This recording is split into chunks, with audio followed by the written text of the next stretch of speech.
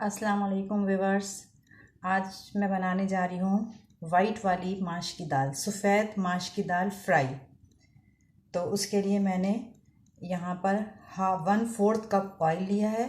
जब ये ऑयल गर्म हो गया है इसमें स्मॉल साइज़ एक अनियन जो है चॉप करके रफली काट के इस तरह डाल दिए। अब इसको हम ब्राउन करेंगे। जब प्याज जो है वो हल्की सी ब्राउन होना शुरू हो गई तो इसके अंदर मैं साबित गरम मसाले डालूँगी। 3-4 लौंग, 4 से 5 काली मिर्च, एक छोटा सा पीस दालचीनी का, 1/2 टीस्पून ज़ीरा, ये इसमें डाल देंगे। इसको थोड़ा सा कड़कड़ाएंगे, बघार डालेंगे। उसके बाद मैं इसमें थोड़ा सा पानी डालूँगी और इसमें कुछ देरी से पकाएंगे। बस ये थोड़ा सा पक गया। इसमें 1/2 टीस्पून अदरक लहसुन का पेस्ट डालेंगे, थोड़ा सा चला के। और ये मैंने 1 कप सफ़ेद वाली माश की दाल भिगो के रखी हुई थी, आधा घंटा पहले भिगोती थी। ये इस तरह का एक मेजरमेंट का जो कप होता है, इससे 1 कप ये लिया। अब मैं इसमें ये सारी दाल डाल दूँगी।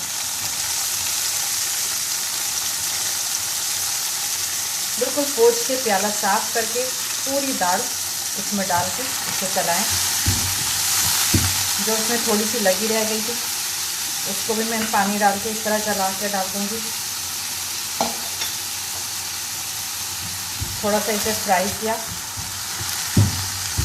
अब मैं इसे गलने के लिए इसमें इतना पानी डालूँगी कि ये दाल गल भी जाए और सूख खड़ी खड़ी भी रहे, यानी कि बिल्कुल गले ना। गलने से मतलब है कि जब इसको दाल को ऐसे करके छुएं तो वो पूरी गली भी हो, लेकिन देखने से खड़ी खड़ी महसूस हो। इसके लिए मैं 1 गिलास पानी डाल रही हूँ इसमें, बस इतना। और आपको मेरा नापने का तरीका तो पता है कि मैं किस तरह करती हूँ कि जो भी चीज़ है उससे करके इतना ऊपर पानी लिया। अब इसमें पानी वगैरह सब पड़ गया है। अब मैं इसमें डालूँगी नमक। तो 1 टेबल स्पून मैं नमक डाल के इसका पानी चखूँगी। इसका पानी चखना होता है, थोड़ा सा चला के नमक को। अब इसका हम पानी चख लेंगे कि नमक कैसा है। इसको इस तरह, ये इसका पानी है ना, इसको चख के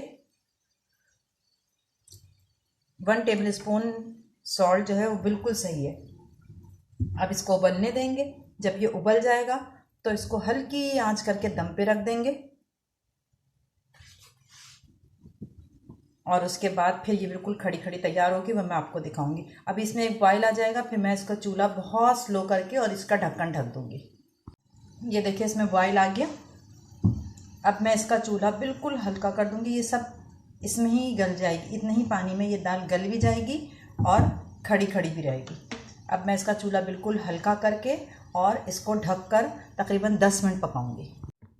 ये देखिए इसका जो है वो सारा पानी सूख गया, ये गली भी है और बिल्कुल खड़ी खड़ी भी नज़र आ रही है। इसको आप ऐसे छू के देखेंगी ना, ये देखें इस तरह सारी दाल जो है वो बिल्कुल गली हुई है और इसके दाने जो हैं वो बिल्कुल खड़े हैं। अब मैं इसको ऊपर से गार्निशिंग करूँगी, फिर डिश आउट करूँगी तो आपको दिखाती हूँ। ये देखें ये वाइट वाली माश की दाल जो है वो रेडी हो गई है और ये बहुत अच्छे तरीके से गल भी गई है। और इसको अब मैं ये प्याज और पुदीने से गार्निश करूँगी। थोड़ा थोड़ा सा पुदीना डलता है।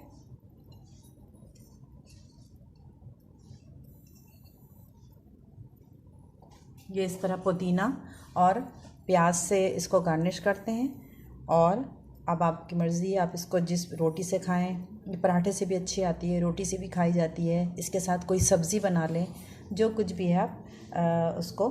और पुदीना कम डलेगा ताकि पुदीना थोड़ा सा कम डलेगा और प्याज ज़्यादा डलेगी। उसके बाद इसको अब कोई लोग इस ऊपर से बाज़ लोग जो हैं वो इसको भगार भी लेते हैं, लेकिन ये कि मैंने इसको भगार के फ्राई किया है तो अब मैं ऊपर से नहीं भगारूँगी, बस सिर्फ पुदीना और प्याज से गार्निश करेंगे। इस रेसिपी से आप वाइट वाली माश की दाल बनाइएगा, और अगर पसंद आए तो लाइक करिएगा, कमेंट ज़रूर करके बताइएगा मुझे। और जिसने भी मेरा चैनल अब तक सब्सक्राइब नहीं किया तो प्लीज़ उसको सब्सक्राइब कर लें। अल्लाह हाफिज़।